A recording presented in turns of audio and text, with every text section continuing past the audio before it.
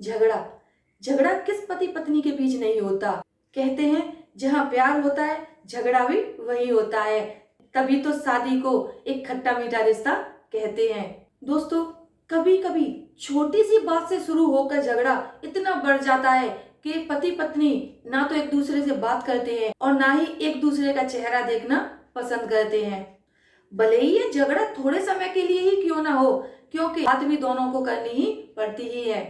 लेकिन कभी कभी गुस्से में एक दूसरे के बारे में ऐसी बातें निकल जाती हैं जो गुस्सा और झगड़ा बढ़ाने में आग में घी का काम करती हैं।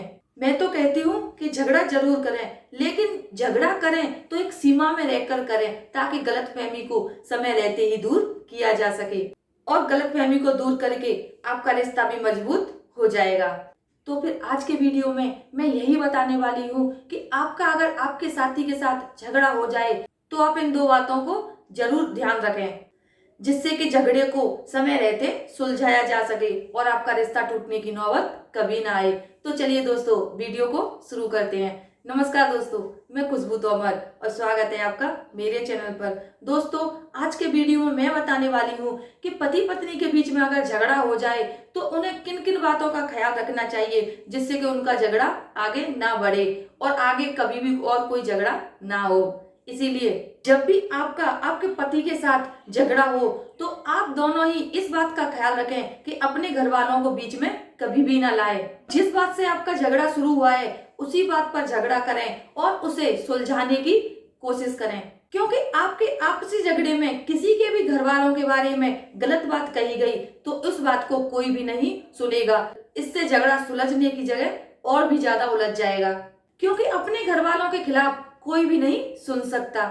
ऐसे में आप दोनों ही अपने गुस्से पर नियंत्रण रखें, क्योंकि कई बार ये घर वाले ही आपके आपसी झगड़े को सुलझाने में अहम भूमिका निभाते हैं और आपके झगड़े को भी सुलझाते हैं। इसीलिए ध्यान रखें कि कभी भी आपका आपसी झगड़ा हो तो आप दोनों ही एक दूसरे के घर वालों को बीच में कभी ना लाएं और जिस बात पर आपका झगड़ा हो रहा है उसको समय रहते ही सुलझाने की कोशिश करें। दूसरी ध्यान देने वाली बात कि जब भी आप में आपसी झगड़ा हो, खर्चों के बारे में कभी भी बात ना करें, क्योंकि वर्तमान समय में ड्रेसिंग अप सिर्फ महिलाओं का ही नहीं, पुरुषों की भी आदत बन गई है। इसीलिए अपने झगड़ों में कभी भी खर्चों को बीच में ना लाए और ना ही खर्चों के बारे में कोई बात करें। अक्सर कर पति गुस्से में भूल जाते हैं और तहस में आकर बोल देते हैं कि मैं सारे दिन ऑफिस में मेहनत करके पैसे कमाता हूँ और तुम हो कि कुछ ही समय में शॉपिंग करके उसको फिजूल में खर्च कर देती हो।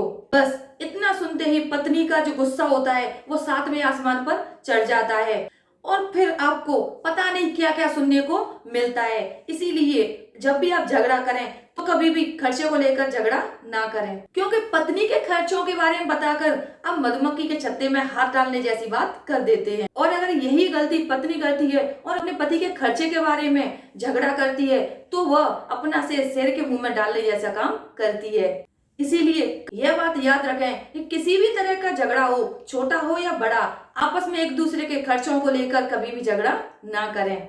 जब भी आप में कोई भी छोटी मोटी नोकझोंक हो रही है, ये छोटा मोटा झगड़ा है, कभी भी एक मुद्दे को दूसरे मुद्दे से ना जोड़ें। और कभी भी पिछले झगड़े में आपकी किसी बात को लेकर अनबन हुई है तो इस झगड़े में उसका जिक्र कभी भी भूलकर ना करें, क्योंकि इससे आपका झगड़ा और भी बढ़ जाएगा।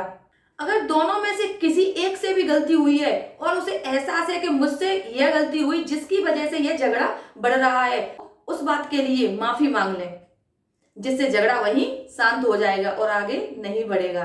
एक और बहुत जरूरी बात, आप दोनों में जब कभी भी कोई झगड़ा हो रहा है तो दोनों ही मैच्योर बिहेवियर करें और बच्चों के सामने कभी भी ना तो झगड़ें और ना ही एक दूसरे के बारे में बुरा बोलें, क्योंकि आपके झगड़े से आपके बच्चों पर बुरा प्रभाव पड़ता है। ऐसी ही छोटी छोटी बातों का ख्याल रखकर आप अपने झगड़ों को कम कर सकती हैं और एक हैप्पी लाइफ जी सकती हैं। मुझे उम्मीद है कि इन सब बातों को सुनने और देखने के बाद आपको समझ आ गया होगा कि कभी भी छोटी छोटी बातों पर झगड़ा ना करें और छोटी छोटी बातों को ध्यान रखें तो कभी भी पति पत्नी के बीच में झगड़ा होने की नौबत आएगी ही नहीं। मुझे उम्मीद है कि आपको ये वीडियो जरूर पसंद आया होगा। अगर आपको वीडियो पसंद आया है तो वीडियो को लाइक करें और अगर आप मेरे चैनल पर पहली बार आए हैं तो चैनल को सब्सक्राइब जरूर कर लें और बेल आइकन को जरूर दबाएं जिससे मेरे वीडियो की नोटिफिकेशन आपको मिलती रहे। धन्यवाद।